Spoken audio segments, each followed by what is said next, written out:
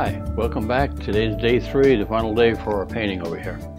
Now what we're going to do is we're going to do the column here. We're going to put in some marble. We're going to do some of the gold that's on the base of the column here. And we're going to touch up this area here. I was looking at it last night and I thought, you know, it would be great with this carving that's in here if we put a shine on this. And it'll give you a good idea of how to manipulate the washes on here as well, the glazing. We'll put the shine on the whole area here and get that shine back up to where we originally had it. And then what we do is where it's cut in on the carving, we're going to cut in and take the shine off of that. That'll pop those initials a little bit more. To make more sense, like all of this is varnished and that's carved in. And also, I was looking at this and I think what I want to do, I'm going to give you another little treat. We're going to put in a red ruby. Every time I look at this, I see a red ruby sticking right there. So we're going to put in a red ruby. And the rubies actually work because they're transparent as well, almost like a diamond, but they're colored. We're going to put a ruby in there and it works pretty much like a water drop, which is a whole nother lesson. And I do that, I do shower curtains and what have you, water running down. I go over every aspect of water, and it's a really good lesson, and it's easy. You'd be surprised how easy it is to make a water drop. But we're going to do that. Of course, it'll be in red, and I'll show you the aspects of that. It has the same principal basis material that like a water drop would have. The light shines through and bounces back. So let's get going. The first thing that we want to do is we want to coat this back here with some varnish. I want to hit this first before we get into that. So we're going to coat this with varnish, and we're going to put, with liquid to make it look like varnish on a wood. So we're going to put liquid on here, and then we're going to put our white streak in, smooth that out, cut that out, and I'll show you the little ruby, and then we'll come down and do the column. So let's get started. And the first thing we need to do, of course, is lay down our liquid.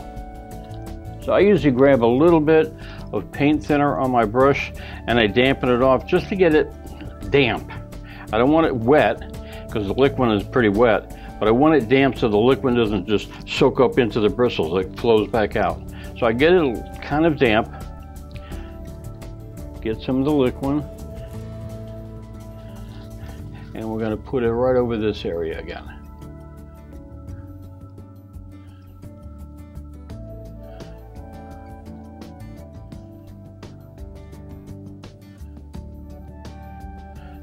Right.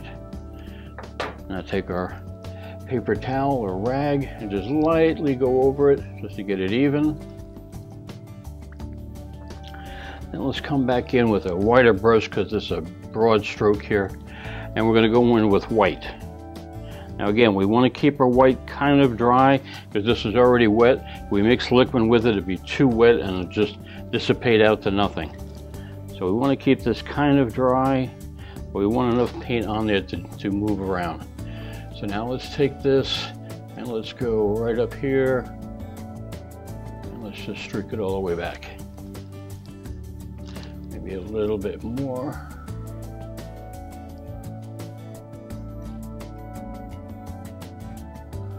Okay, that's probably a good area right there. So clean off our brush.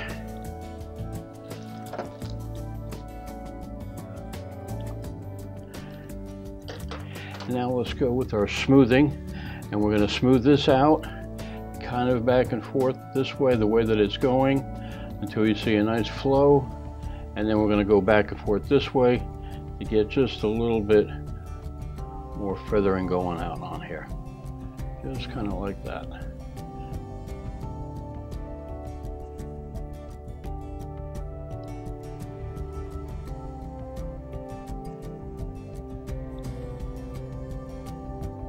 And then once you get where it looks exactly the way that you want it, just leave it alone and we're fine with it. Okay, clean off our brush again. All right, now we're going to cut. Let's take our About a 1/2 inch brush I've got here, flat or chisel. I happen to have a chisel brush, but you can use a flat brush too. Clean it off, get it damp, not wet, because if you get it wet, when you start cutting, if you make a mistake, you'll notice it. When you cut, if your brush is too wet, you'll see a little bead of that paint that you're cutting out will bead up on that edge and trace it all the way down. You don't want that. You want to take off what you've got. And if you have it too dry, it'll just smear that paint. So you want it to be on a right consistency. After a while, you'll get to know what it feels like. You want it wet, kind of damp is really what you want. Okay, so let's come in, let's cut this part first. So I'm going to cut this right in here.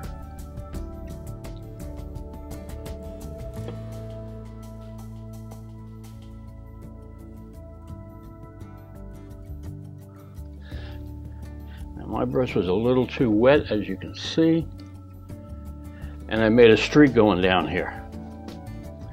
So it's easy enough to do. Just come back in with your blending brush and just blend that streak out.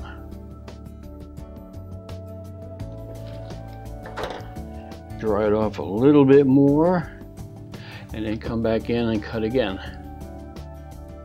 Now we got it. That's the great part about doing this wet on dry, is if you make a mistake, you just take it all off and start all over again. Okay, so now for this part in here where the carving is, you need a smaller brush to get in there. And remember, the top part over here, like I put in a D, whatever letters you put, wherever they're raised, you want that shine. But where it goes in, we're going to take it out. So I'm coming in with a small, about a 1/4 inch flat. Again, not too wet. You want it dry as possible. And we're going to come in, we're going to take out all that area, the shadow and the inside part of that lettering.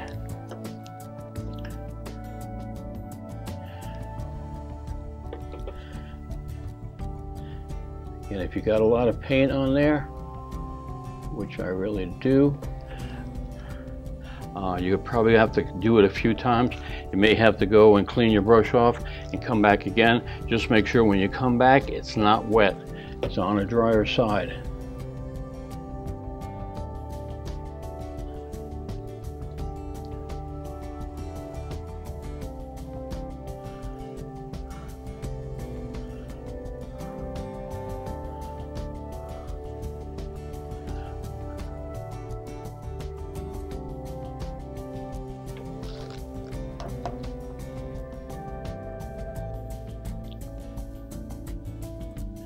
And just keep working it until you get everything just the way that you want it.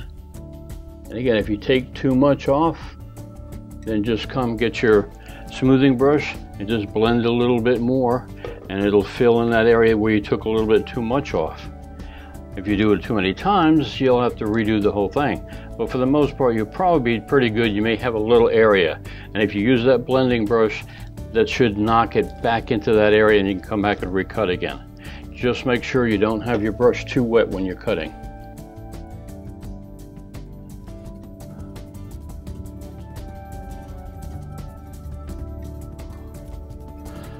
Okay.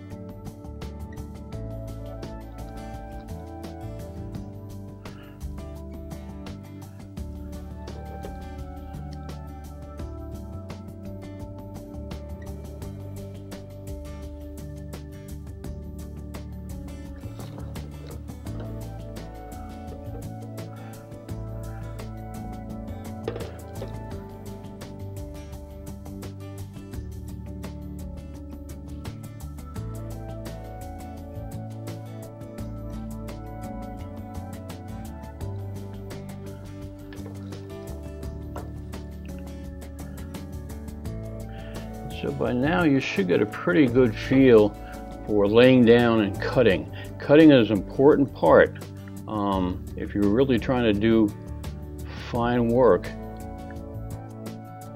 you know, fine artwork, because let me get this cleaned off.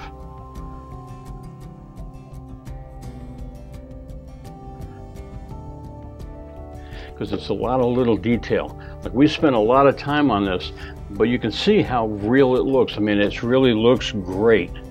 And that takes some time, but it's not hard. It's just a matter of knowing what you're doing and just following through with it. But as far as being hard, it's really not that hard. Yet people would look at something like this and go, oh, that sword is so beautiful, it's so hard, I could never do that. Yes, you can. You really can. It's not hard. You just have to know how. Okay. And what I'm going to do on mine is there's some light reflecting on the light side of the where it was cut, but I want to pop it just a little bit more. I don't want white, because that's what's going to, you know, this is a shine. We don't want to shine, we just want a little highlight. So I'm going to come in, yeah, I should stay with the same color. So I'm going to come in with the burnt sienna and grab a little white. I don't want it white, but I want it lighter than what's there.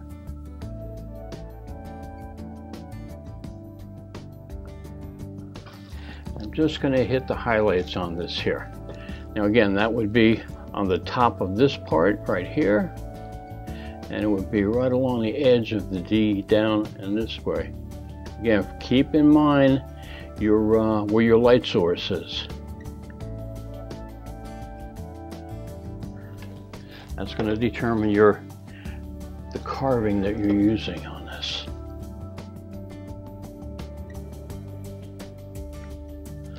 Okay.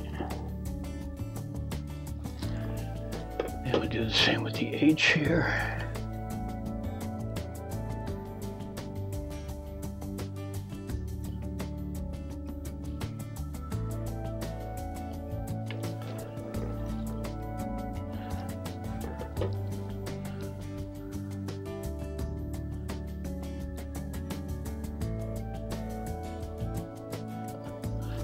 Right.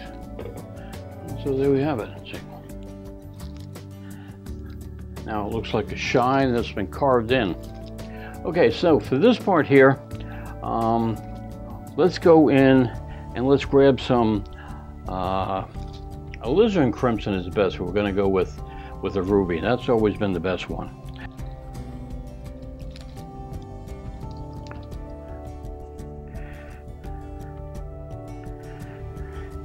Now, alizarin crimson is another very odd color.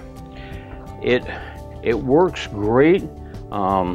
It's a great deep red, but it's not very opaque. It has a lot of transparency to it. So when you're mixing it with something, you may want to hit just a little bit of white and then maybe some black to just not make it light, but then you darken it down again with like a Payne's gray that's here, because you want to add just a little bit more something, because it is very transparent. Now if you want something very transparent, like a stained glass window or something, then go straight with it, because it is extremely transparent, but the color is awesome on it. Okay, so we're going to come in here and we're going to put in our red. Now let me explain to you a little bit, and I don't want to take up a lot of time, just a little bit. Rubies, again, they're like water droplets. When a water droplet hits anything solid, if you have a solid hand, the light hits here, that's bright. Over here, it gets darker. Normal. But water or a ruby, anything the light shines through, what happens is the light shines through it, and then it hits the backside, and then it lights up. So even though the light source is from here, usually you'll find it darker on the front side where the light source is and lighter on this side, because the light shines through and then bounces back to your eye rather than hitting it and bounces from this area. So when we're painting it, we're going to have it darker here and lighter here, and then you can put a little glint on so that you can see it shined right off of that shiny surface. And it works the same way with water drops. That's the basic principle of it. So we're going to do that with this here. Let's see, like I said, let's grab some red, some of this alizarin, and I hit just a little bit of white with it.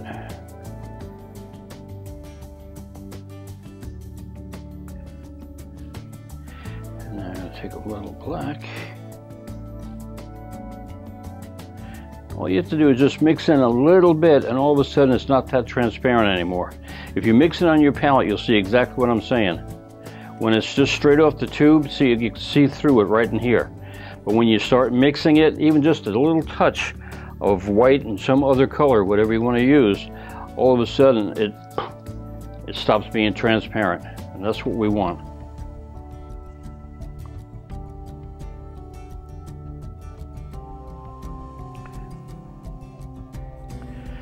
Okay, so that's going to be the basis of our color. Yeah, that'll be a nice deep red. And now we're going to take some of this red, and now we are going to lighten that up. Because we're going to have a backside where the light shines through and comes back like I was explaining it to you. We're going to take a little pink. And because there's orange in there, I'm going to grab a little bit of yellow with that. Should maybe even yellow ochre. We'll see how the yellow goes. Yeah, I'm going to grab a little yellow ochre.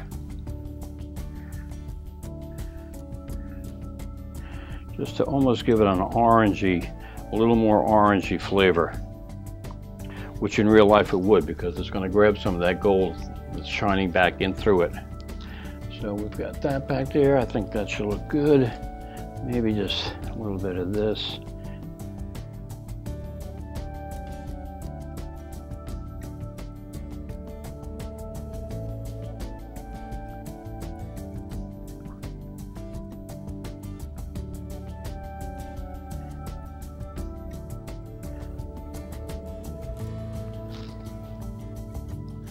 I need some of that yellow.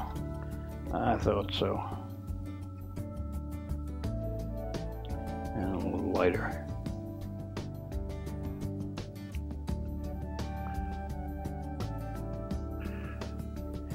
Okay, this looks pretty good there.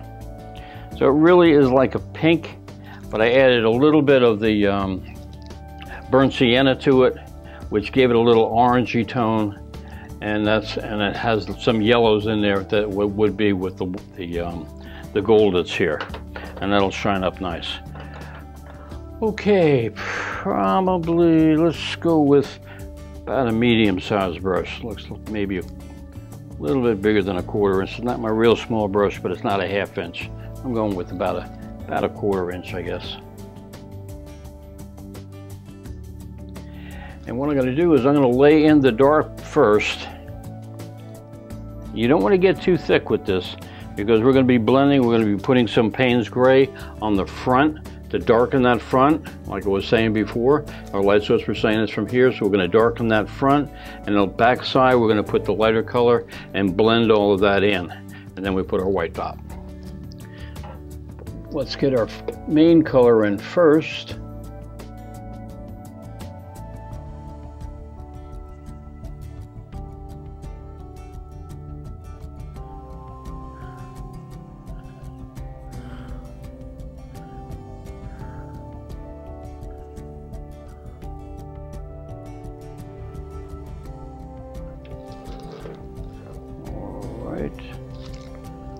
Pretty good, a little bit thicker.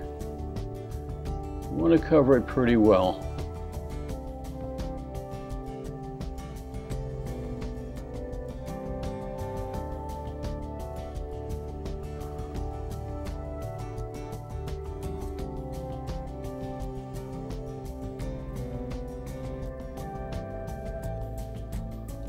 Okay.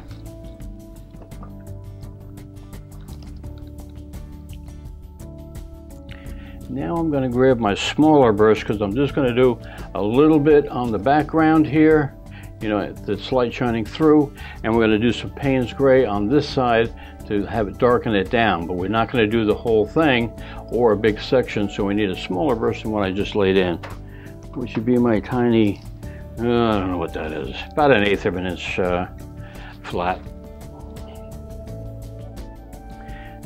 Now again, since this is all wet paint and we're laying it down on top of here, you don't want it too wet, otherwise you're going to take it off. Just like, remember when I put that first initial down here and started taking that paint off? You don't want to do that.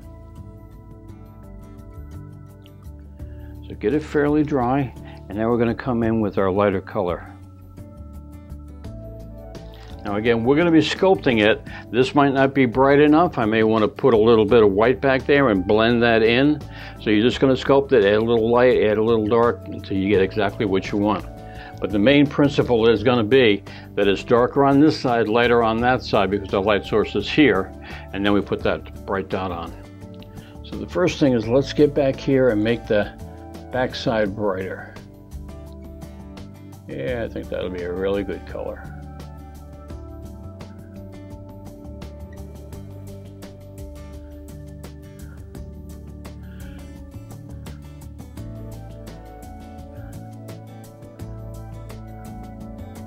You don't want to get rid of the main color that you've got. You just want to add a little, almost like a sliver back there, and you want to blend it in. But you don't want to put too much of this on that you lose the whole concept of a red ruby. It's just really to give it an accent.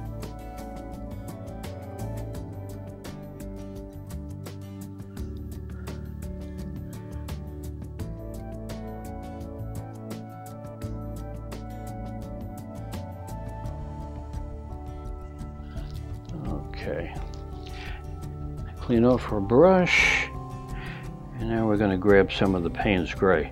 And again, the beauty of Payne's gray is something that's in it. It will grab that color, and instead of making it black, it'll make it a deep red. Where if you had like a lamp black, it would just be black. Payne's gray is crazy, but I love it.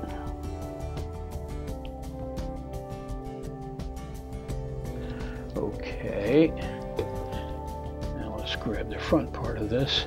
And again, you don't want to get too carried away with it, just a little bit. You're just darkening it down, and just a little sliver, not too much. We still want to keep that mostly red. Now this we are going to blend back a little bit because we want it to be dark and then go light, pop that light back there.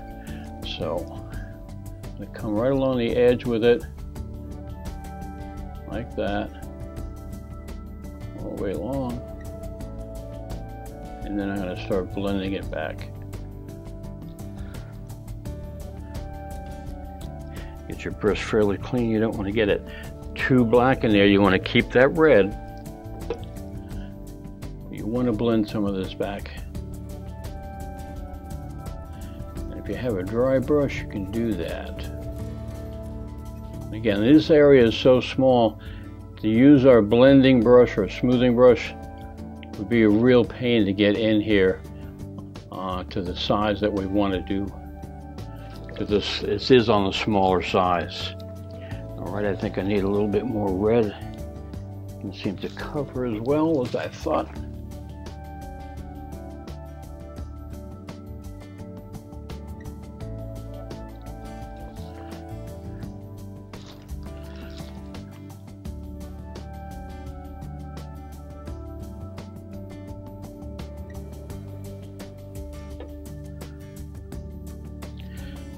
Like I say, get your brush as dry and as clean as possible. So you're not putting more paint on, you're just really moving one color into the other until it blends nice.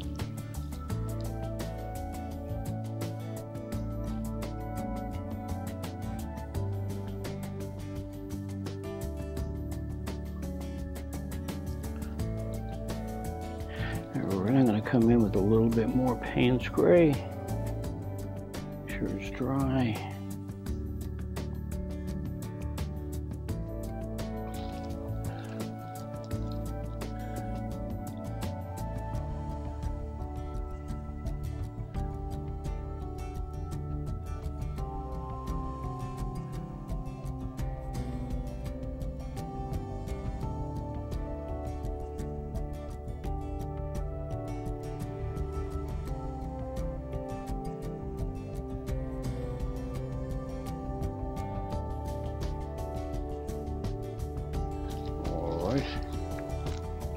You know, that's probably one of the hardest things for artists to understand, is when they're doing something that's transparent or has a transparency to it.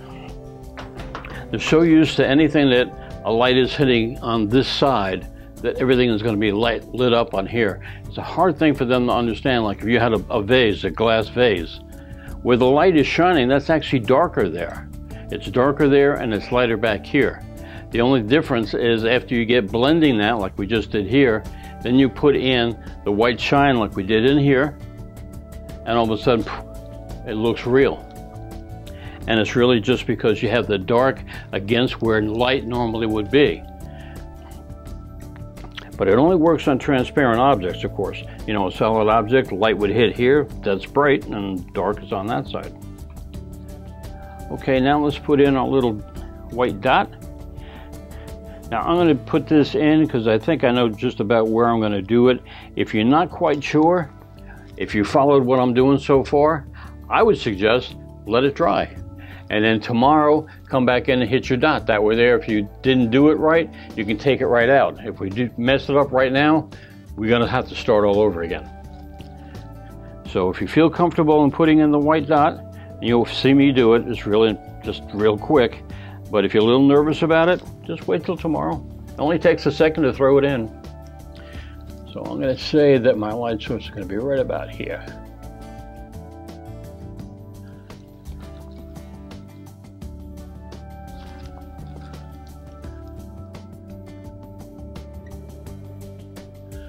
Go. And I think I'm going to lighten that back up just a hair more. But I think I'm actually going to get a little bit of light. Just a little bit back here.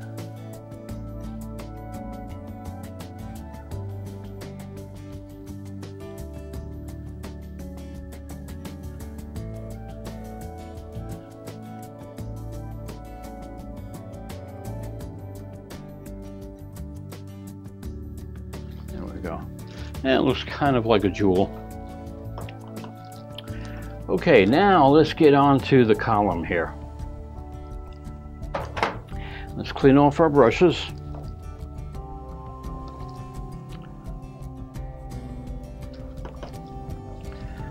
All right. Now, to do the marble in here, some people have a hard time with it simply because marble itself, if you looked at your photograph, you see the lines on the marble and it's that abstract form. And some people have a hard time with abstracts. I do actually. But I found a trick to it. And here's the trick. It comes from a place least likely you would expect. But after playing around with things, I found that this works perfectly. It's a liner brush.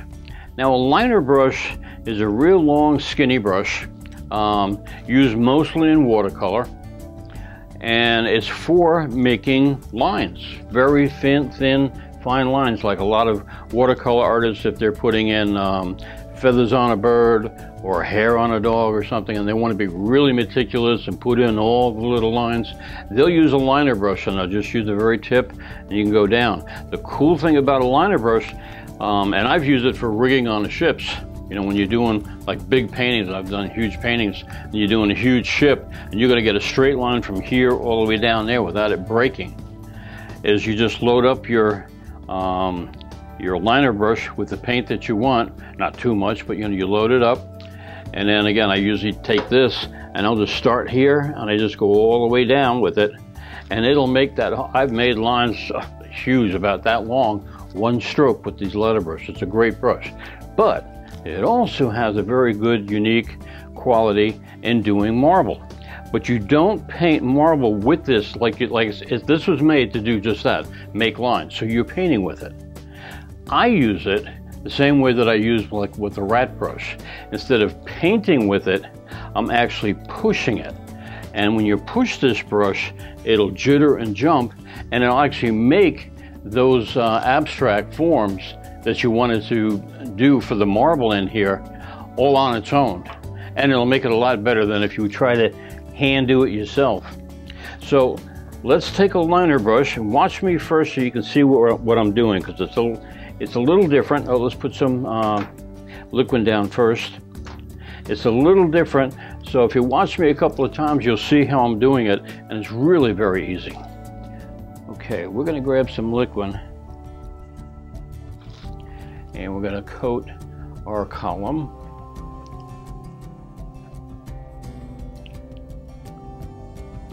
Now, you don't want too much liquid on here, because we're going to thin down our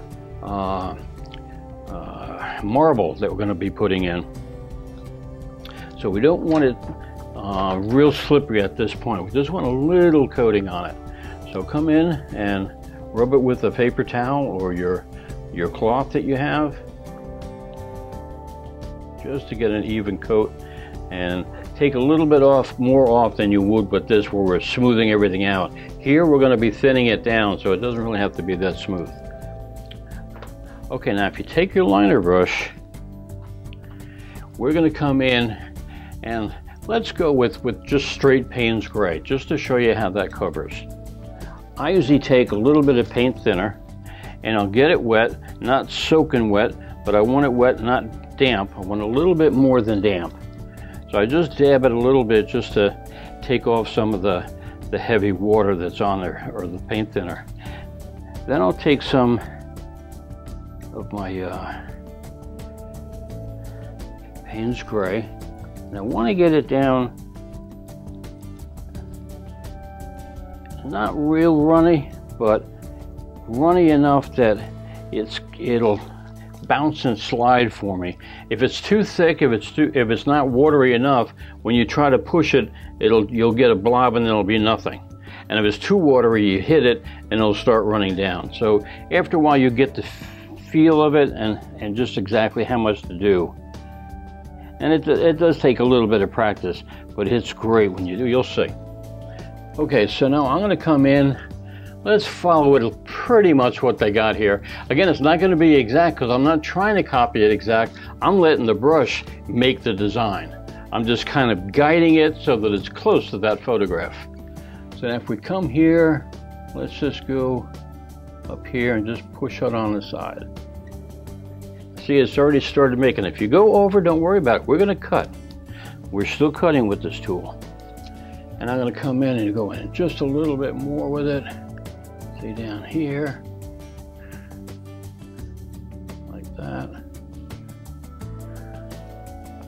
Maybe a little bit more liquid.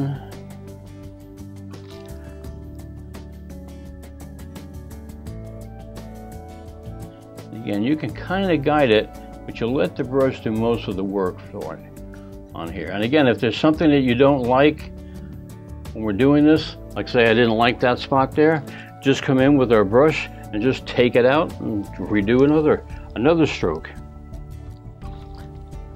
So I'm gonna, now what I'm gonna do now at this point is I come in and I lay down something that, okay, it looks like it's an abstract and I can see some shapes starting to take form. So now what I do is I will use it like a liner brush and start almost like connecting the dots, I call it. Where, like, you know, I like this area, but I want this connected up here. So I'll make a line up into this area. I'll start painting at this point to connect these dots. But I'm letting the abstract of the brush determine where I'm going to be putting in my lines. So again, come back in. Again, you don't want it too wet, but you sure don't want it dry. And now I'm just going to come in here and just start following some of the lines that I see. Let your imagination run wild. You know, like that wasn't there, but I said, you know, I think that would look good to connect that up. So I'm connecting that up.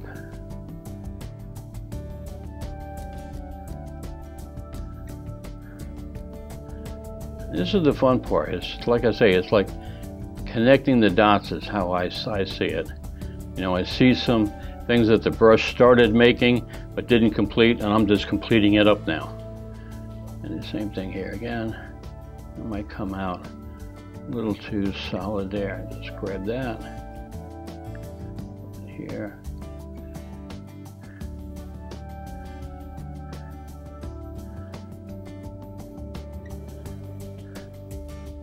You can see the advantages of this liner brush. It's just wonderful. You not only get that abstract form, but you can get in and do little detail work that just adds so much to the piece.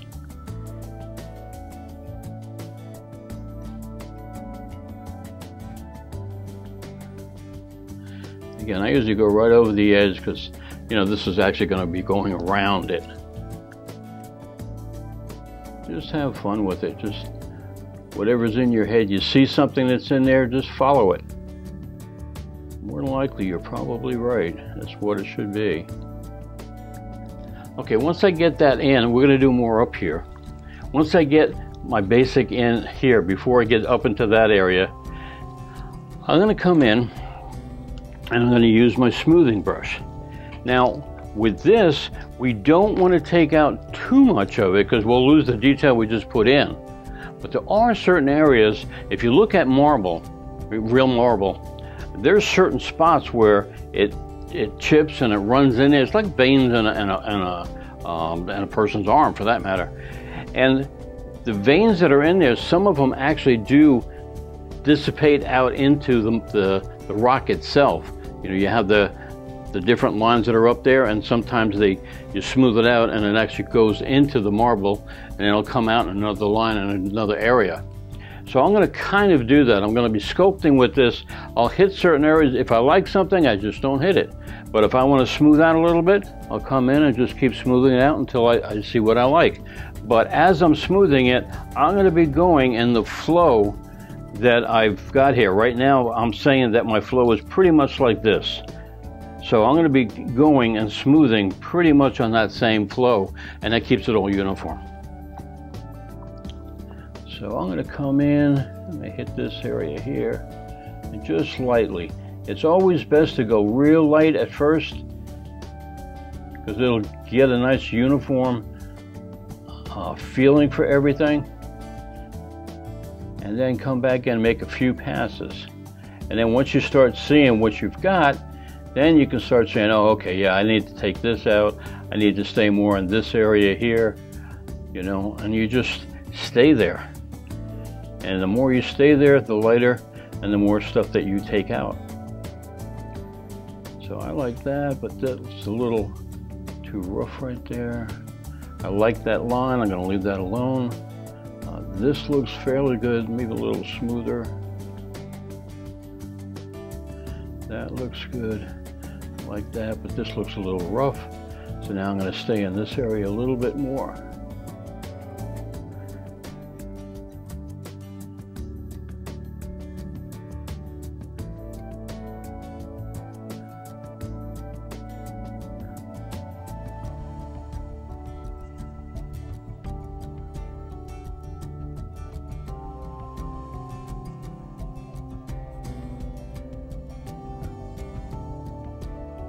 Okay, so I'm gonna say that looks good right where it's at.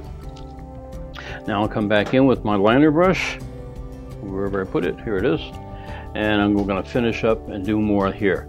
Now again, I'm going the same direction. Marble is funny. Sometimes it all is in the same veins, and sometimes you get veins that actually cross over and go the other way. And sometimes they're actually different colors too. We're going to stay with the dark area, just because we're going to try to follow this pretty close to it. But sometimes if you have white marble, you can get, you know, light browns and a little bit of pinks and all different colors, but you do it the same way and layer it one on top of the other, it comes out beautiful.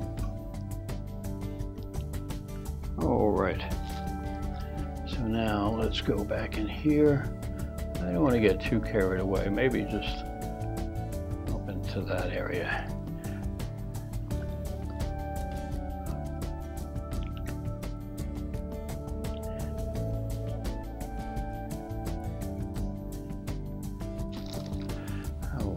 So now I'm going to come back in here, come with that, up like that,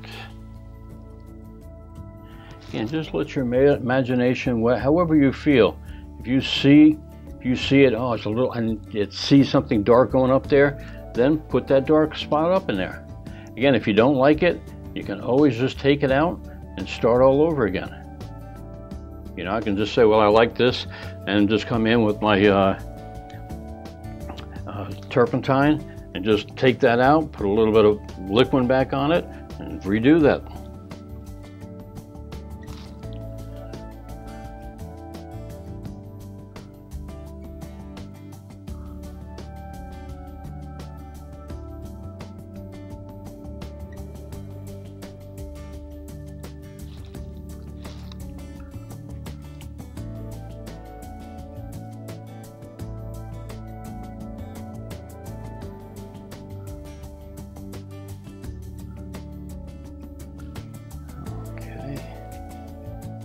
Matter of fact, like this part here, the way I had them crossing here, I thought it'd be a cool thing. It's not working for this piece. So what I'm gonna do is just come in, grab a little paint thinner, and you don't want it too wet because you don't want it running and dripping down.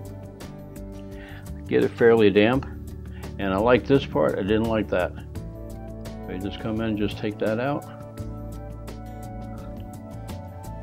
And now I'll come back in to rework that. And I think for that one, I'm looking at kind of like that.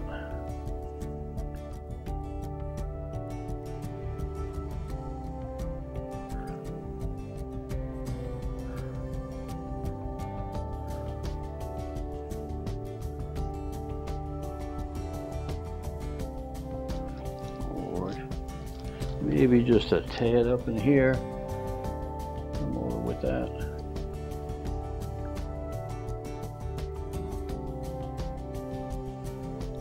All right.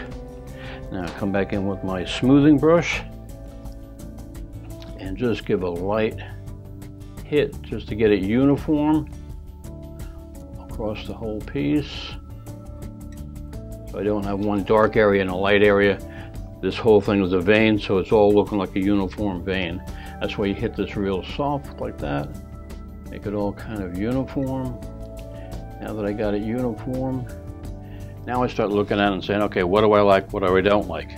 I like what's going on up here. That's a little strange.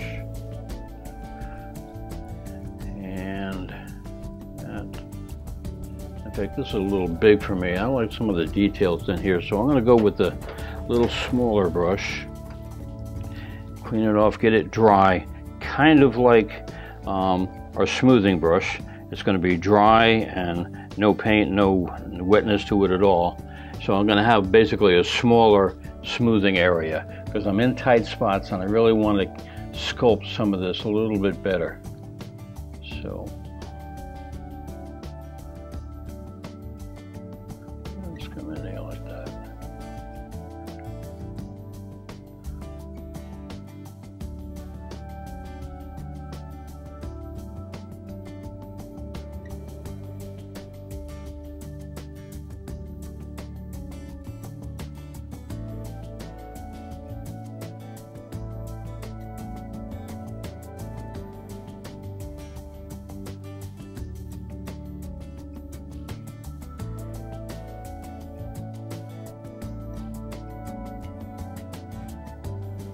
There we go.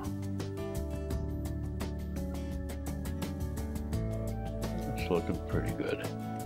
Okay. So now come in with like a 1/2 inch or 3/4 inch brush, and we're just going to cut around the edge to get rid of all the nonsense stuff. Once we like what we see so far. Now what I'm going to do tomorrow, I'm not going to really take a whole lot of time with it because you don't need a whole lot of time. Tomorrow when we're going to finish this off, we're going to do some of the gold that's in here.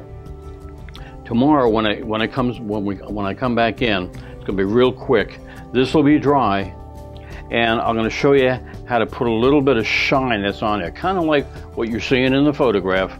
But we're going to put in a shine on top of the marble. Like the marble is, you know, what right now we're looking at the marble, but we're going to say that the marble has a high varnish on it, or real, you know, glassy kind of look, and that the light that's on there is going to shine really bright. So to do that, I need this to be dry, and then we're going to come in like this, but a little bit sharper on here, and a couple of streak areas there, and it'll pop that. And we'll give it a little different colors too. We're going to say, you know, say this side is a yellowish kind of a light bulb, and this side here is maybe a pinkish or bluish side.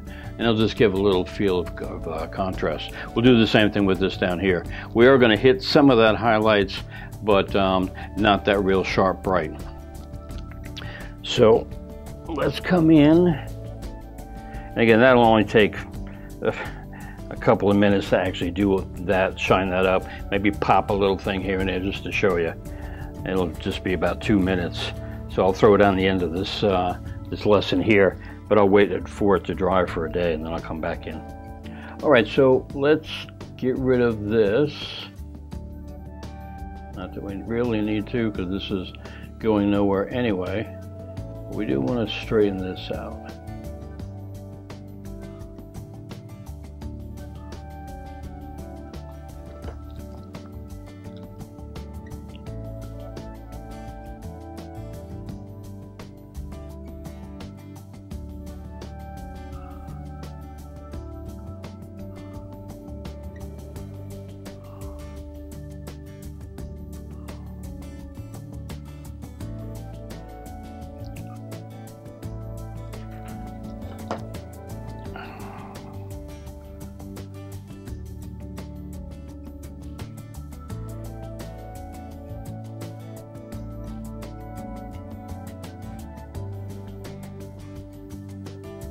There we go. So that's got a good marblish feel to it. And again, you know, you can work with marble. The beauty, I've seen some artists do marble, it's just amazing. And all it is just glazes on top of glazes. Like they might lay this down like this, okay? And then they'll come back in maybe with the same color and they'll wash it on top of that, which knocks this vein down. And they'll wash that on, maybe a little bit over here. They'll sculpt that out, let that dry, and maybe come back in with this the Payne's Gray and pop a certain area here and there, or add a new line all the way to it, and they build it up in layers. And you swear the thing looks completely real, because that's really what marble is. It's just different layers of these veins on top of the other that grew into the stone, and that's when you cut it, that's what you're looking at. So, you know, if you really wanted to make it look good, just add layers of, you know, either a little color or little colored veins, and do everything very light, you know, unless you're making a really broad, like a chip in it or something like that, then of course you want it to be deep. But for the most part, if you go light and just keep adding to it, it'll build up to a beautiful marble. Okay, so let's get to the gold. Now, if you look at the photograph here, you'll see that there's two different bases for the column. Now the one on the left over here, actually that's from a painting of mine that I did, and the surrounding area of that painting, there was bright lights and it was kind of behind it and on both sides of it, and so it needed the highlights that's on there.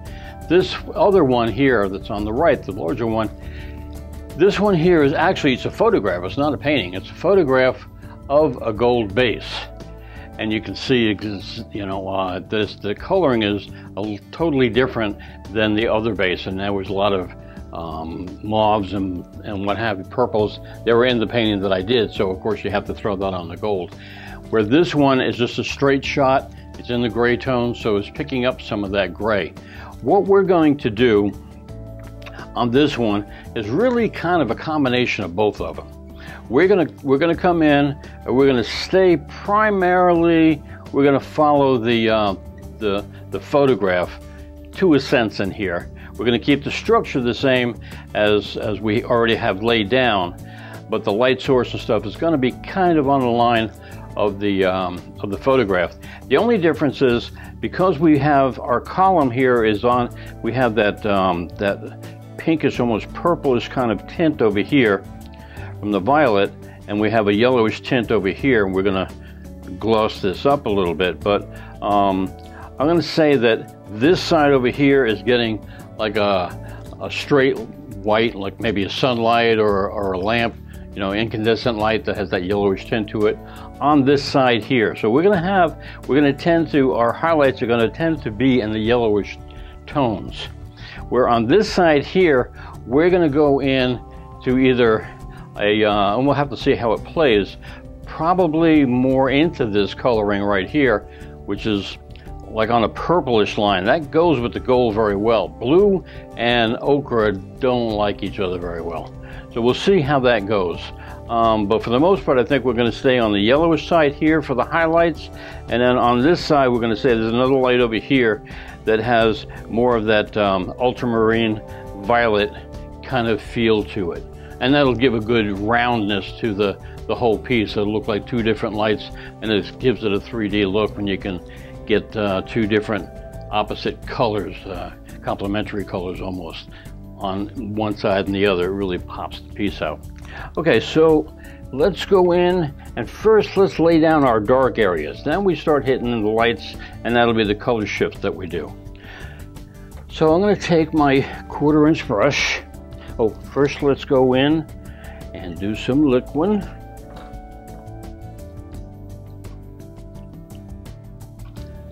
And again, try not to get up into this area because we just finished that one. We just want to do from the base down.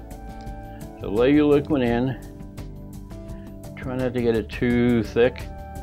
And again, if you have to go off to the side, don't worry about it. We're gonna take our towel and wipe it off anyway. But we don't want to get a thick ridge along that area. We want to get it, you know, even if you have to dry your brush off a little bit, get a head start on smoothing that back and forth. Okay, now take our paper towel and just lightly, this time we want to keep it fairly wet. We don't want it dry. This here, we were thinning down our paint, so we wanted that on a drier side to flow with it. Now we're going to be putting in the black, and so we want it kind of loose, so when we lay it down it'll smooth out very well. Okay, take our 1/4 inch brush. Okay, and now we're going to grab some of our Payne's Gray. Again, you don't want to get too thick with this. Keep it on a drier side. We have it kind of smooth, liquefied back there with the liquid. So when on the drier side, we're not fighting wet on wet and just too loose. All right, I kind of go with that, but I'm going to change a little bit.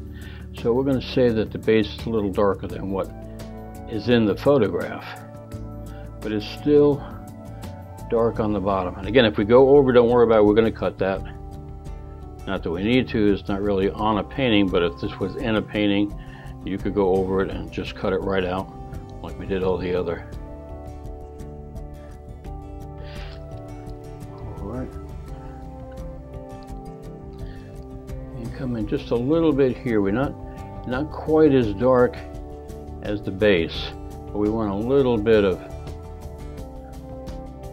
shadow in there, and also on the edges.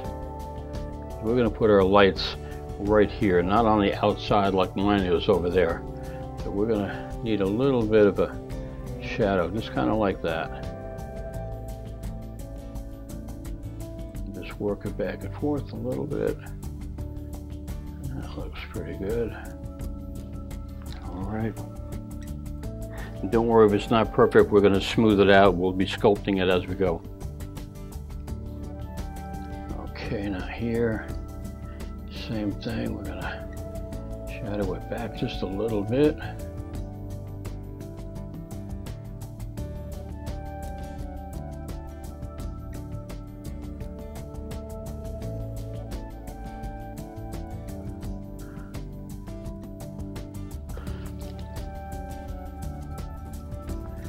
And up top here, we're going to say there's a ridge here, and we're going to follow that along and then shadow underneath that.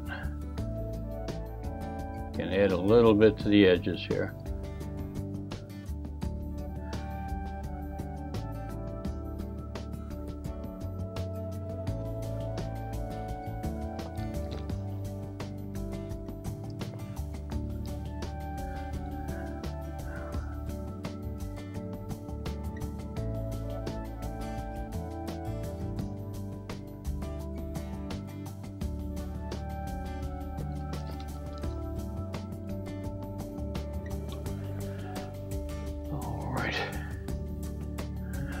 same thing here.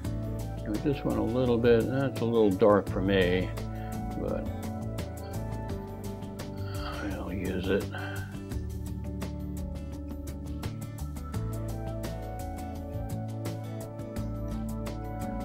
This one should be darker.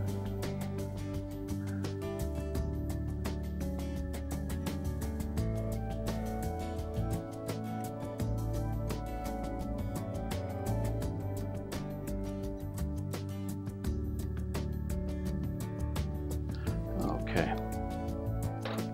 Now take our smoothing brush, and we're going to follow our streaks going this way. So we're going to be smoothing it back and forth like this. We can sculpt it a little bit if we need to take more out, then just stay in that area, take more out, or come back in and put a little bit more Payne's Gray in certain areas to darken it down a little bit more. Let's first just see what we've got. And we do that by start smoothing out to see just how well we did.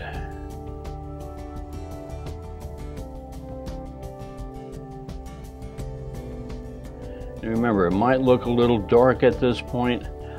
That's fine because we are going to be throwing in highlights. So don't worry if it looks a little too dark for you for gold. It won't by the time we're done.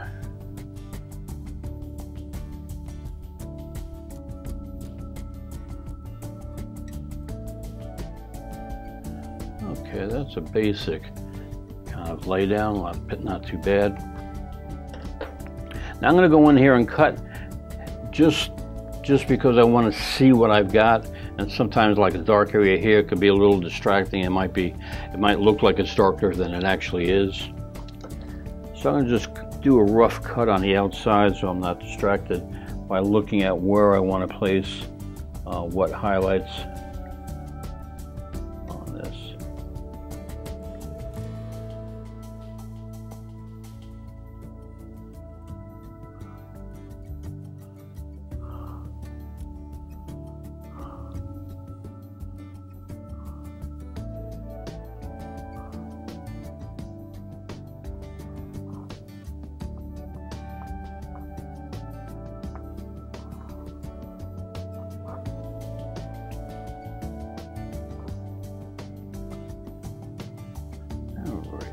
So I'm going to come in, let me clean my brush off here first. I'll come in and grab some of that, probably might go with the lemon yellow, just for a little bit more pop. We have a lot of gold going on here, and if I go with yellow ochre, it's going to be kind of, but if we use that lemon yellow, that'll definitely pop it against the purple. The yellow and purple definitely fight each other and give you a nice 3D look. Okay, so let's grab some of our lemon yellow and a little bit of the liquid.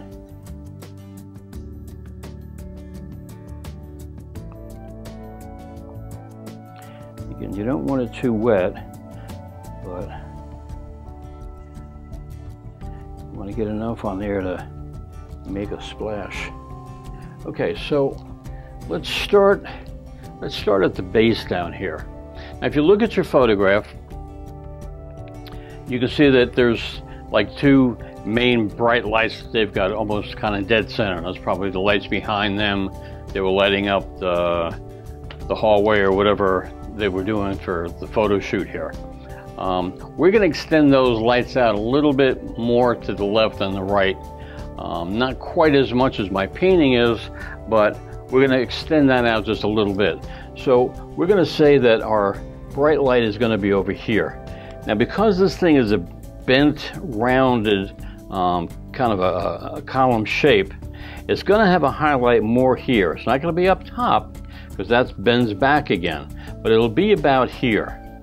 So again, kind of if you look at your photograph, you can see where that light source is kind of about in the middle there. It's not all the way in the back where the light will be on top, and it's not all the way in the bottom.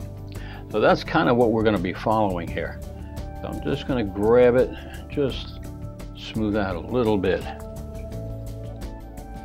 Again, we're gonna sculpt this, so we're just doing a little at a time until we see what we like, and then we can blend it. I'm gonna say right about here, and let's just blend that out that way.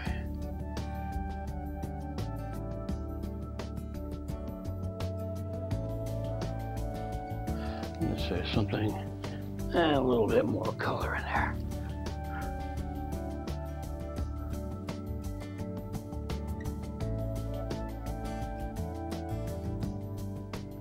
Just kind of like that, maybe. Okay, so now that we've stated that we've got a main light source and it's over here, and that's our bright point is right in this area here. We stated that by laying our first color down. Now for the rest of the gold, we're going to have to follow suit. So if we're going to put in the highlights from this light hitting and shining, it's going to have to be in line here. Kind of like, again, like the photograph that you're seeing there. It would follow it just like that.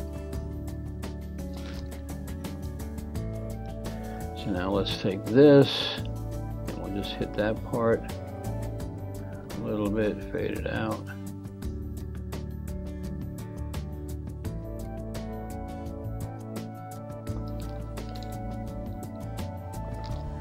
And we're going to come in here with this.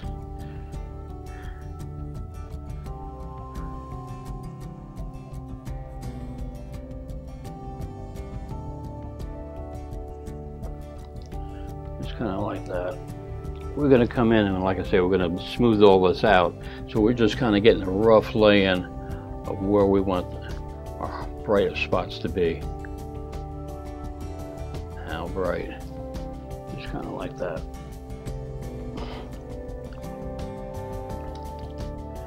Okay, now this one is a flat one, so I'm going to grab this flat completely, and I'm just going to grab that whole area, because we're saying that's flat. These we're saying was rounded. Even that's flat, but it's kind of beveled. So this one, however, is on a flat side. So I'm going to use just a straight coming across, saying that this is completely flat back there. And the highlights are showing that it's flat.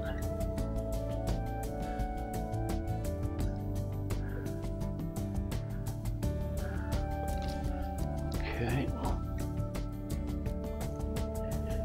And again, this one up top is another flat one. So we'll hit that one as well.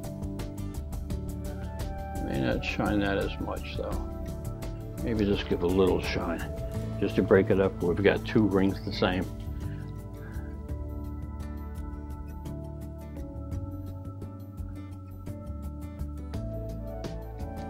Okay, so now let's take our smoothing brush. We're going to follow back and forth this shape that we've already got, which this shape is long and narrow, and it's got a bevel to it. We're gonna knock it back in that sense. So we're going to go back and forth with it, because we know that it goes this way. And we don't want to hit too much. We don't want to take off too much more. You know, a shine is just like, again, like the photograph you're seeing, you know, it's kind of like boom, right there. So we don't want to take too much off. We don't want to blend it too much out. But we want to give it some shape. So we'll come back and forth. This one here, as a matter of fact, it's getting really tight with this big one. I'm going to come back in with my 1/2 inch again, clean it off, dry it off, because I'm going to be using it for a smoothing brush. So now that I got it fairly dry, okay, now I'm going to go the same way, but I can get in the tighter areas because it's flatter over here if I need to get to it, or I can widen it up and get the bigger spot. So this here, I'm going to go that way with it.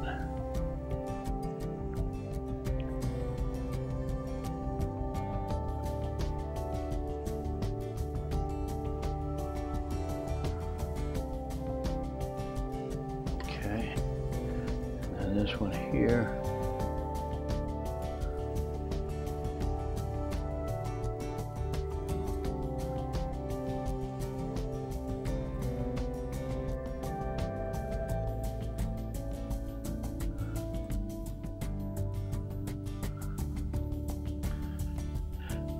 And the same with this here.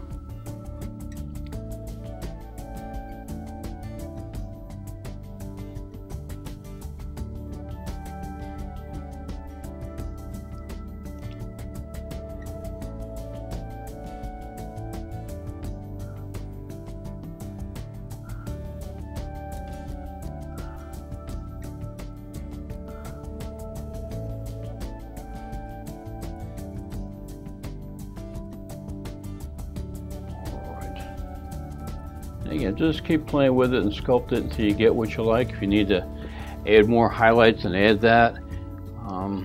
But kind of get it yourself to where you really kind of like what's going on over here. Okay, I kind of like that.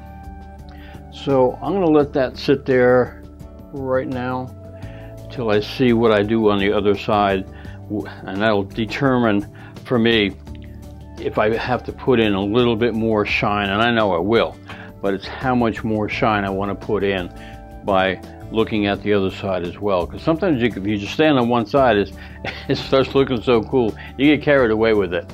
And before you know it, you've got something that's just really bright and stark, and it doesn't match the other side. So let's get the other side, and then one side can talk to the other, and we can find out exactly where we're going with this. Now for this time, we're going to go with the purple, I think. I think that's going to look the best. If it doesn't pop as much, we can add a little bit of blue to it, but I think that'll do fine. So let's go and grab our small brush. Same way that we did this one here, only going to do it to this side. And I think I'm going to grab it, rather than having it, I hate things that are symmetrical. So rather than grabbing it on the exact side over here, I'm going to pull it a little bit more to the right. Not quite like I've got in my painting column, but getting there. I just don't like things symmetrical. So let's move it a little bit onto the right-hand side, rather than like this spot is right here. Rather than putting that spot right there, I'm going to move it a little bit, shift it over that way. So let's grab this color. And I like the color, so I'm hoping it'll work. Let's see, it might be a little too dark for that. Let's see. Let me grab that about there. Yeah, it's a little dark. Nice color, but it's a little dark. Okay. So grab some of that and grab a little bit more white.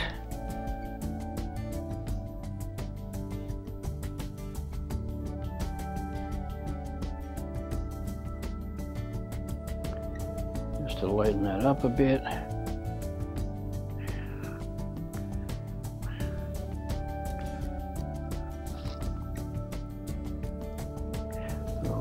Okay. And now clean my brush out.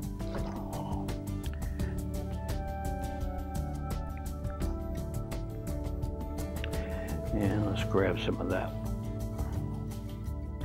And you don't want it too wet. You want it on a drier side. Okay.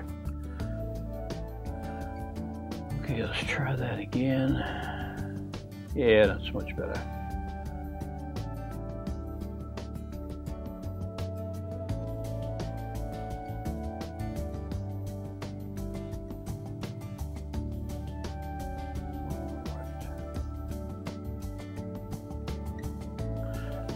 Right.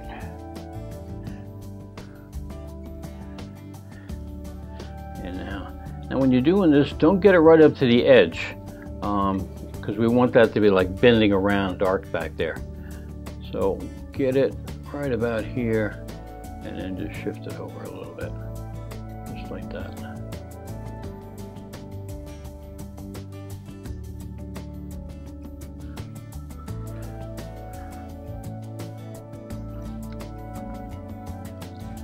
And we do the same with this here. I want to say right about there.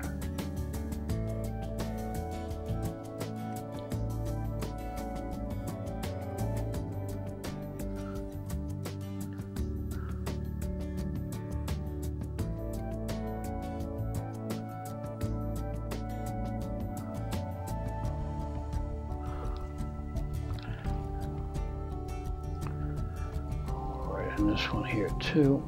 Now again, we said this is flat, so we got to keep this flat as well. So instead of just a little bit here making a round, we have to go the full length of it.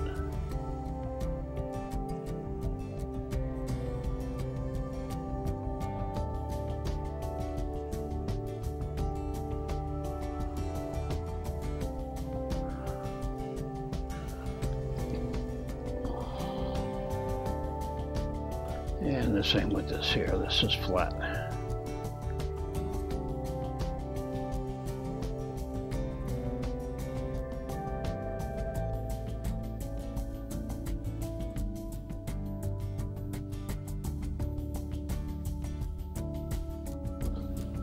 I really think I need a little bit more here.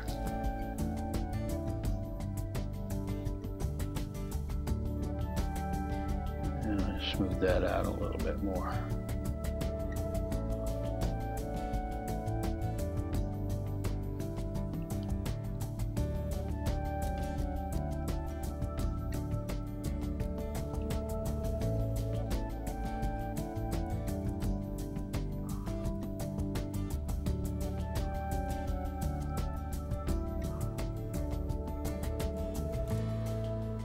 Okay.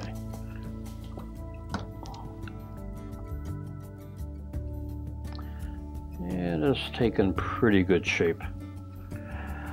Okay, I'm going to go back with my 1/2" brush again because it is a little smaller. Make sure that it's dry for all my smoothing. That other smoothing brush is a little too big for that fine detail in there that I want to do. And we're going to still go back and forth this way like we did with this here. And we're going to grab this, fade it off into the air, and back here.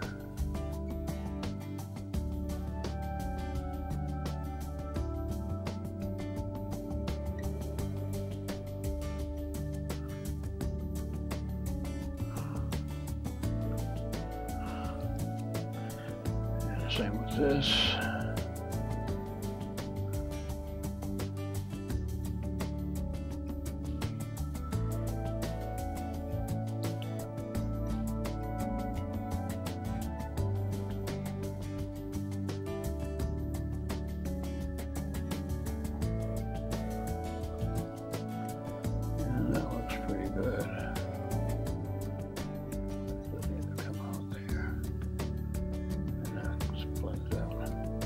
Okay, so we're starting to get a shape, a little bit of shape now. We're going to pop it a little bit more, but now we're looking at where everything has taken place and how it's starting to come together. So I think at this point, the first thing is let's start darkening down areas that we need to darken down in. So I'm going to come in with my spore brush, and now we're going to get meticulous. You know, whatever we like, the line here, we want it to be nice and dark, we'll put that line in. If there's a certain spot in here that we want to make a little darker, we can hit that. But it's all going to be relatively small work, but it's still got to work in with where we're saying the light source is hitting. So I'm grabbing some Payne's Gray. A little bit of this because it's drying out on me.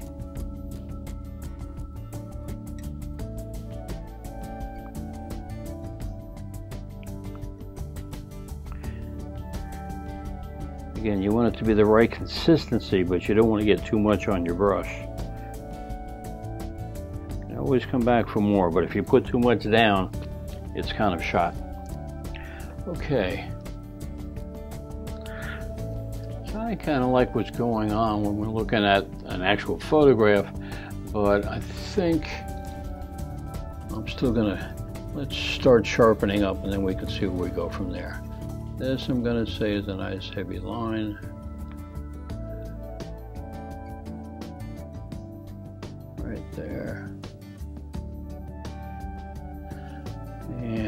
Let's go back with this line. Just defining it a little bit sharper for me.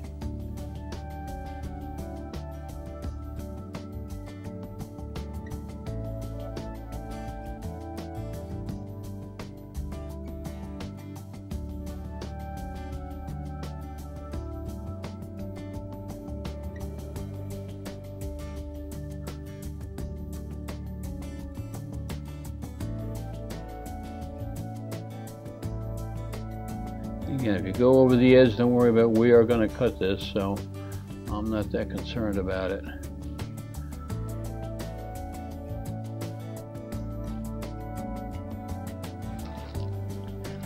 All right. And again, just do a little at a time. It's better to look at it and say, oh, I need a little bit more here and add it, than look at it and go, oh man, that's way too dark. You know, just a little at a time is always best. Now this we're going to say is a ridge, so we're going to put that as a nice sharp dark line all the way straight across. We're going to say that there's a ridge going on there.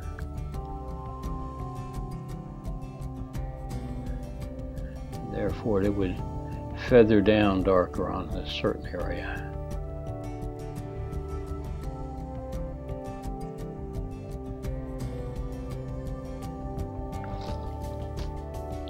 Now with this part here that's looking, this is supposed to be kind of flat. It's actually beveled a little bit. This is flat, and that's flat. I'm going to start, instead of giving it rounded areas like here, instead of, you know, rounding this off here to bevel that out, I'm going to start going darker areas down here. So my blending is going to be strokes this way rather than back and forth on the flatter areas. Like this is flat, this one is flat, we're going to say it's flat. Just work it that way.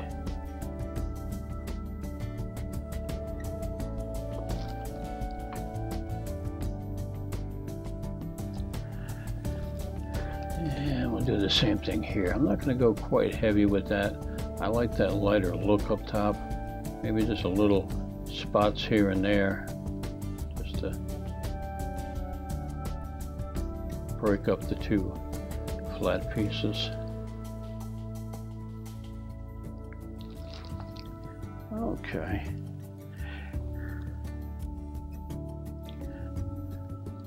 Now I am with gold, when you look at it, gold will pick up reflection. So yeah, it'll pick up highlights for sure. But if you look at like a gold ring, you also see it's very funny. It'll have a bright spot on one side, and then it'll go into like a medium tone, and between the bright spot and the medium tone, or the goldish tone for the rest of the ring, there'll be a dark area right next to the white. It doesn't go from white to a little light, darker, a little darker like most things do. It'll go from white to dark, and then it starts blending out. So we're going to do a little bit of that in here, just to give it a little more goldish sheen.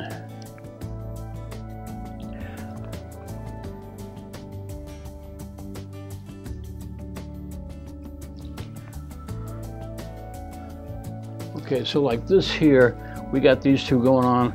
Let's just give a little dark area right in here.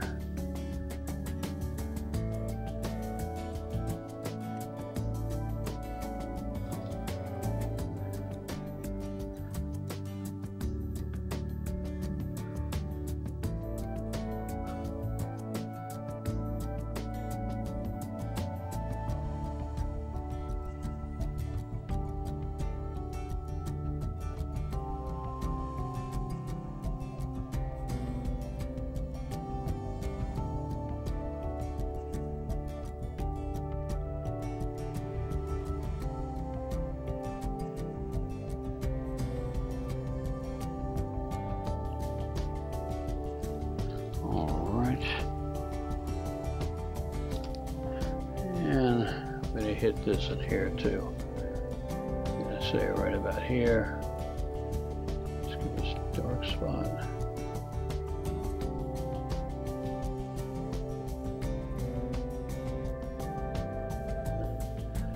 Maybe over here.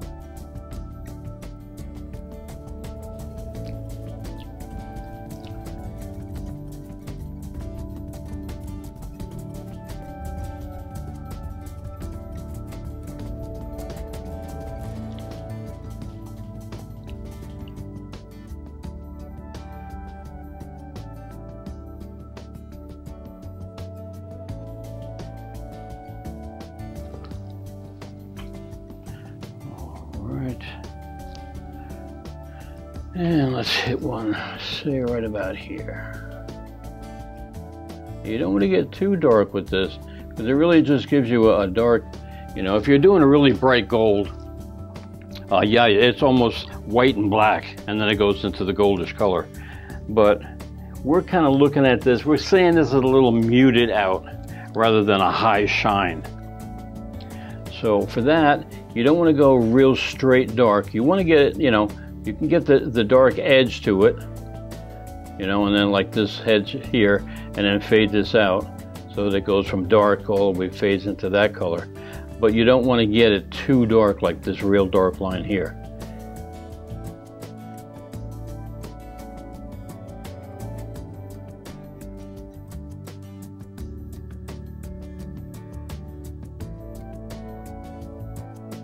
Again, I'm just using my brush just to kind of give it a head start fading on all that. Area right there.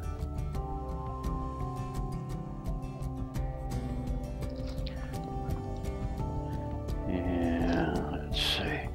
I may even throw a little bit one over here. Just for grins. And maybe another one right here.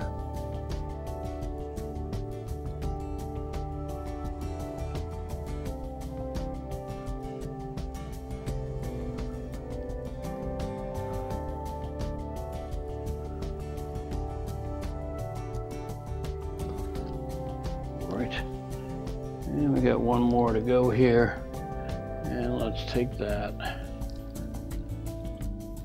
and let's just go graduation with that one. Oops, that's a little dark. I'm gonna take that shine, we're gonna go here.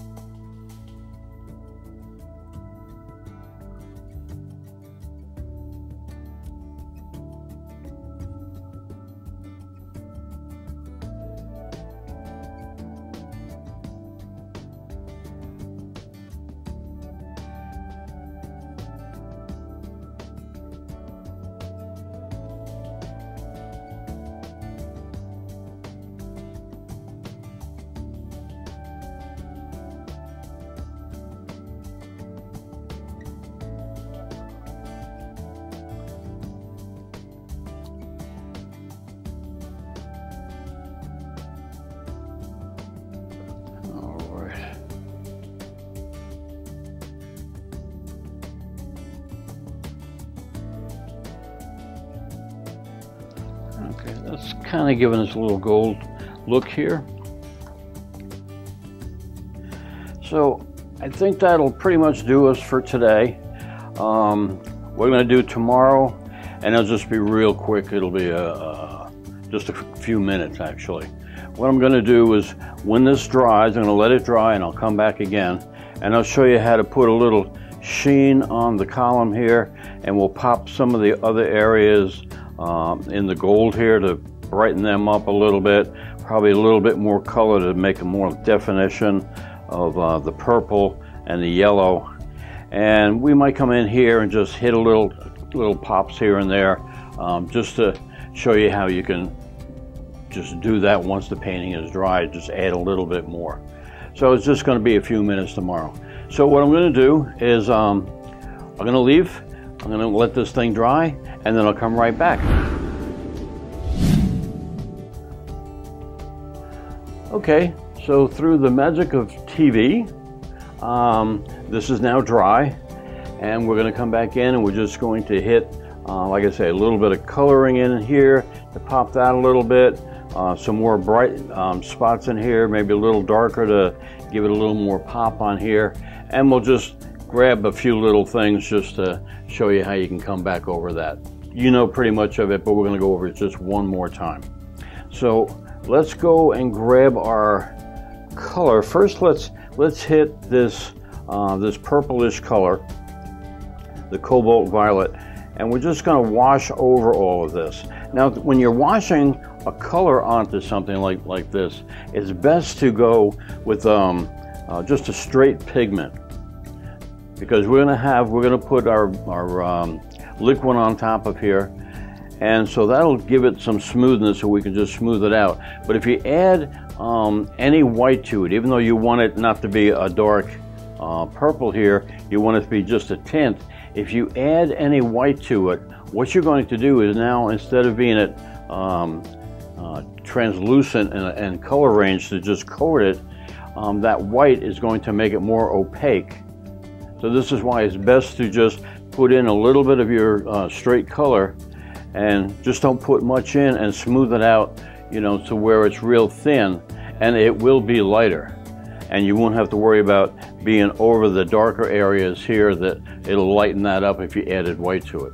So let's go in and let's make this a little bit darker. Well, actually we're going to go straight, but I think well, we'll leave that white like that. So right now I'm just grabbing some of this cobalt violet, just straight cobalt violet, and we're going to come in with probably about a 1/2 inch. Well, let's give it some liquid first. So grab some of our liquid. I use a little bit of paint thinner just to get the bristles damp, and then we'll grab some of this liquid, and we're going to coat over this whole area, because we're going to hit the whole thing here. And if we pop some of this, we'll hit those as well, but we're not going to do that right now. So just coat your whole area, just kind of like that. All right, clean our brush off.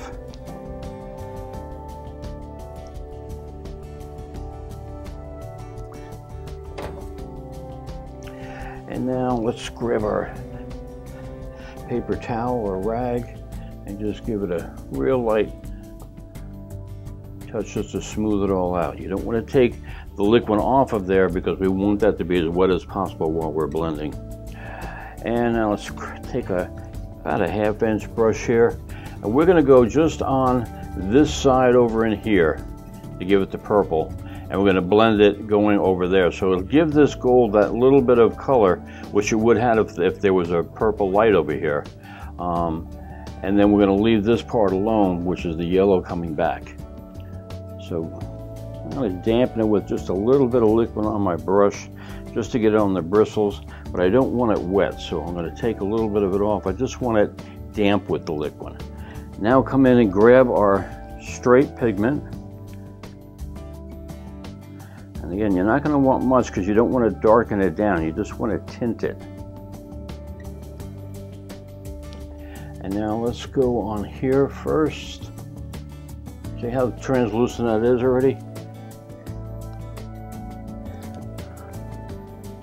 Okay, let's just grab some of that in here. A little bit more perhaps.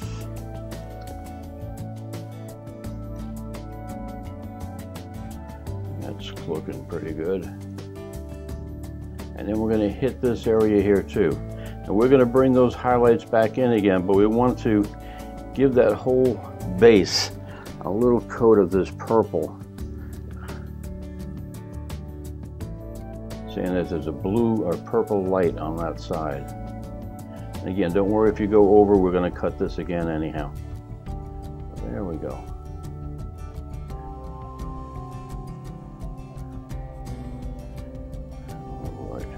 Give it a little head start in the smoothing. Bring that over, just let it fade out to nothing. Okay. Now come in with our smoothing brush. And you know what, because we're hitting a bigger area up in here, I'm not going to use the smaller brush at this point. I'm going to go in with a bigger brush. Now this is just a regular house painting brush you can pick up at the store. You need to have it pure bristle, not the synthetic bristles, because they don't go very well with the oil paint. But I'm going to grab that. It's just a regular house painting brush for oil paints. Make sure that it's clean. And now I'm just going to hit this back and forth. It gives me more of a broader spread, and that's what I want at this point. So let's just go back and forth, just spread it out, and just smooth it until it looks good to you. And again, the more you stay in that area, the more you're going to take that paint off of there. So if it's too dark, if it's too rich in that color, then just keep knocking it back and forth until it fades out to where you like it.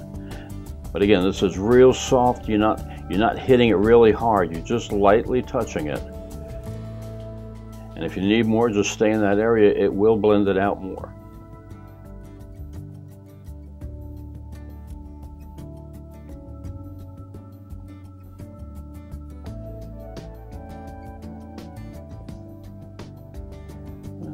Okay, I'm going to say that's good right there. And the same thing down here. Just going to blend it. And you want it to blend smoothly from here over to that area. So I'm going to hit it a little bit harder on this side because I want it to smooth out right into this yellowish area. And over here looks good. Just want to smooth it out a little bit more here. Okay, just kind of like that. So now you can see the pop that's happening here.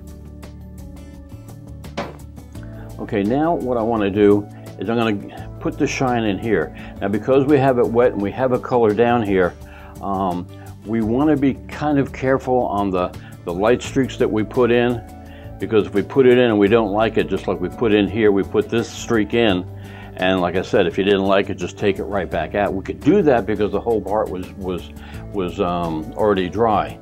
This, we've added that color in. If we put in a light streak and we don't like it, we're going to have to take the color out plus the white and start all over again on that area. So be a little careful putting in your light streak. And let's go with we'll go with a smaller brush on that, I think. I tell you what, let's go with a broader brush over here, and we'll hit some smaller streaks. So let's go with our 1/2 inch brush. Make sure that it's cleaned off. And then we have liquid on here and we have paint, so it is kind of wet already. So we don't need to lay more liquid down. If we did, we'd take off the purple we already have in. But you want to get your brush kind of dry as pretty much possible. Just want it damp. And we're going to come in with some white.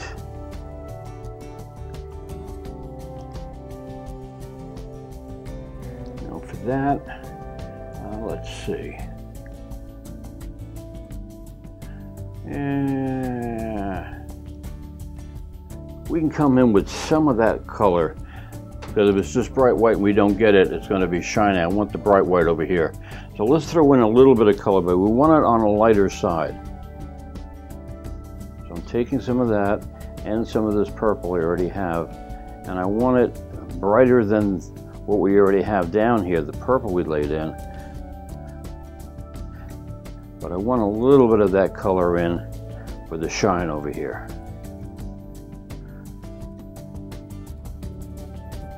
All right, just like that. It'll look pretty white up here, but it has that little color, and it'll be more pleasant to the eye. All right, so now let's get rid of the white that we just grabbed. Again, get your brush fairly, you want it damp, not really wet. Not completely dry, but you want it a little damp and on the drier side. Okay, so now let's grab a little bit of that. And let's just come down and just give it a broad streak over here. So we're going to come in right about here and just give it down. And let it fade out to nothing. Okay, grab another piece over here and let's give it, say, a thinner one over here. So I've got a flat brush, so I went this way with it. I'm going to turn my brush this way, and again we're going to go right down over here, just like that. Let it go out to nothing. Okay, clean your brush off, because we're going to come in with a light yellow on this side over here for the light shining on that side. Now with that, we could probably just go straight white, because we're not fighting. There's no color over here. This is dry. That had that purple to it. So let's come in, grab a little liquid just to get it damp. And again, dry it off so it's just damp with liquid. And now come in with our white. We're going to do pretty much the same thing over here. Let's come in with a shine over here. And you want to kind of straight up and down because, you know, it's a column and the light shining on that would be this way. It wouldn't be like a blob that just, you know, shines out this way. It'll be more like that. And then let's come right onto the edge here and let's get a pretty solid bead going right down here. Okay, so now that's looking pretty good. Clean off our brush.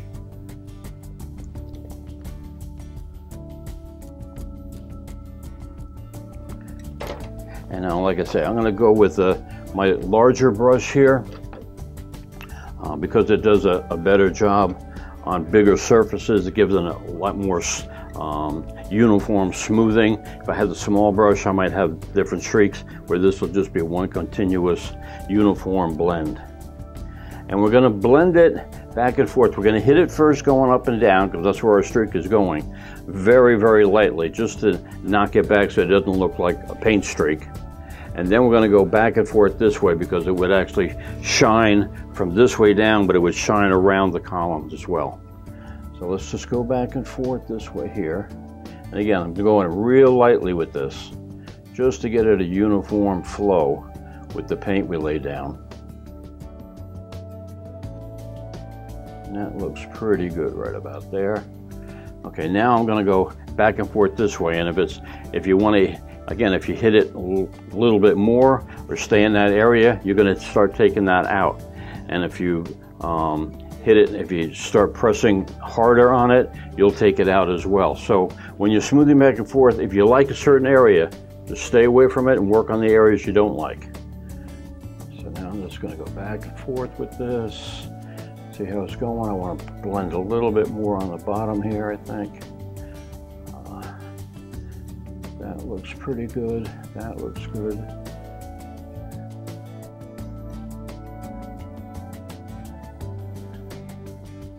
And that was fairly decent. So now you can see it has like a shine to it. And again, like, you know, if you like what you've got going here, but it needs a little bit more, what I would do is simply just let it dry and put it aside, work on another piece if you want to. The next day come back in and then lay down some more. That way there you're not disturbing what you like you have here. You're just adding a little more because you want a little bit more shine onto it. Okay, now if you need to, I come in with a half brush here, a little paint thinner. You may want to cut certain areas out. Like I said, this is really going to nothing, so I'm not concerned about that. But like down here, it went down a little past all that darker area. So I'm going to come in, because this is dry, and I'm just going to cut right along there. So now we got the shine going right up to that, the column part. Again, here, if you wanted to take some of that out, you can take some of that out. But it doesn't really matter because this is really going into nothing. Okay, now let's get some pop going on our gold. So we've laid down the liquid, so that should be pretty damp and wet right now. We're going to come in with some white on this side. Let's hit this side and then we'll come back here. We may pop a little bit more on that side. So we're just going to lay in some white. And again, you want it on a drier side, not too wet. And let's come in and let's hit this area right in here. And we're not going to broaden it out like we did before because we already laid down a base that's broadened out. We just want to hit some highlights at this point. So let's just go and hit this, maybe give a streak back in there, just about kind of like that. And hit the next part up here. Maybe this will hit this, that shiny part right here, and let it fade back, kind of like that. This one, let's say that it's going right along that area.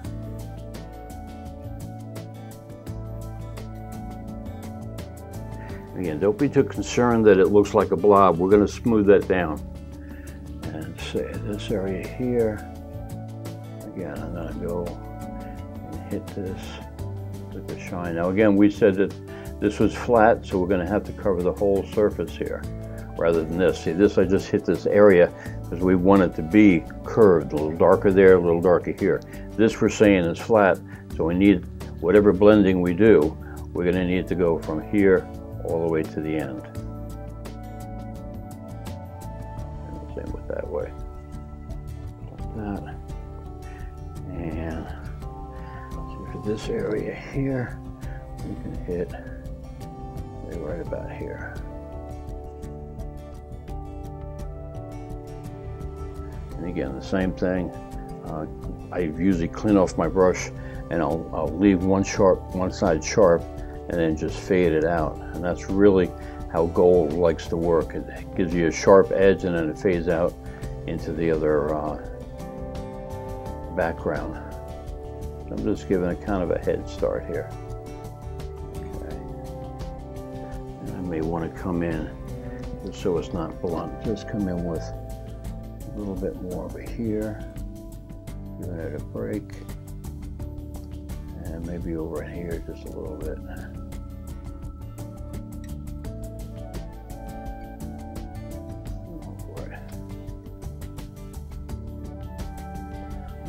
All right, that looks pretty good.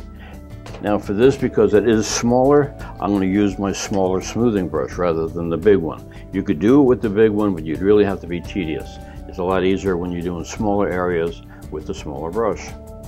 Okay, I'm going to work my way up from down here up there. So again, just go back and forth and just grab the edge there, and you just want to smooth that out so it doesn't look like a blob. And you don't want to take too much out. If you do, of course, you can come back in with white and hit it again. I may do that with this one here, as a matter of fact. But you want to get it smooth. And the same thing with this here. We're going this way because that's our column is kind of that area. And let's say it goes like that. You just want to get it so it doesn't look like a blob. And this way here. Now this, I want it a little sharper on that side, and I want it to fade out. So I'm just going to work on the back side, this side here. Okay, this here is pretty much uniform. Again, I'm going back and forth with it.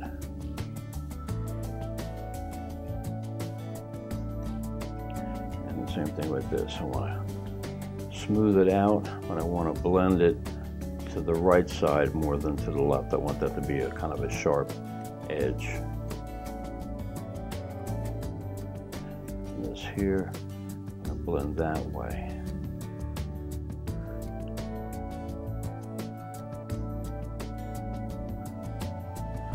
Okay, now when you look at it and you say, well, it needs a little bit more, just add a little bit more. You can do that when you have it right now. The key to that is make sure that it's not wet, because if it's wet, it'll take off what you already have.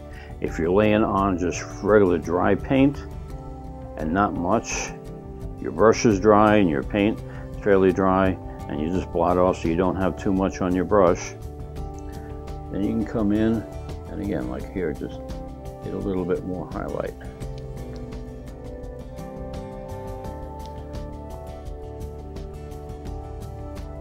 Again, don't get carried away. It's better to have it not as quite as shiny as you want and wait the next day, let it dry, and then come back and redo what I'm doing right now. It'll look far more realistic and professional that way.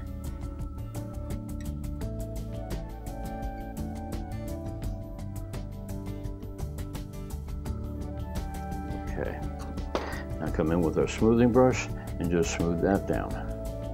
You know, just very lightly.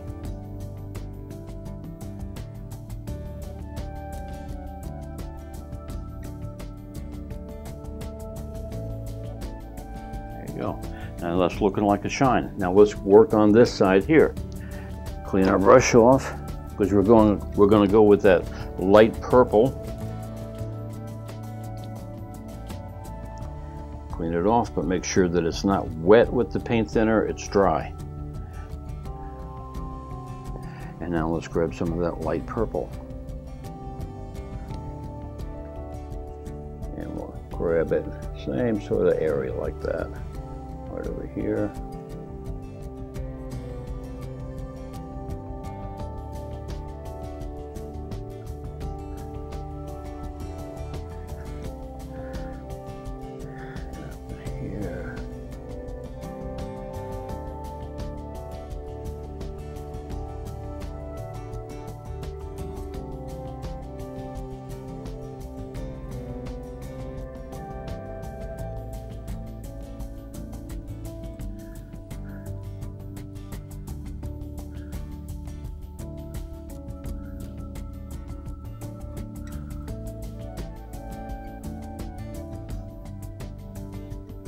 Again, this is flat, so we're going this way with it. And I'm just gonna give it a head start with the feathering going all the way down. I want that side sharp, like gold would grab something, but I want to feather it down to nothing over here. And again, we can come in with, say, one over here, just a bright spot. And maybe just grab one more streak right about there, just for a break in it.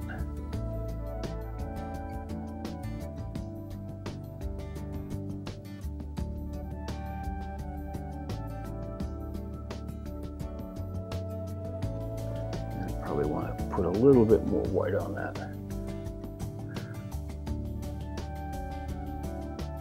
Okay. Then take a look at it. And see, for me, I want to bring this out a little bit more. So I'm going to leave that pretty much where it's at, but I want to bring it coming a little bit lighter up here. And perhaps this one too, a little bit lighter. That area.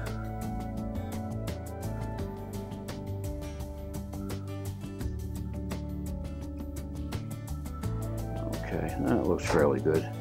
And take our smoothing brush, and again, just want to lightly hit that. And if you need to work in an area, then just work in this area here, like I want a little bit smoother on that.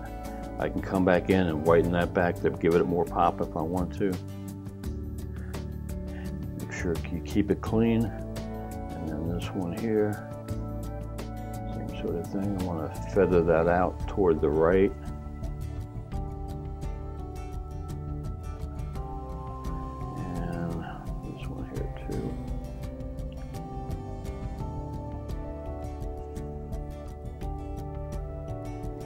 Just back and forth, as is that.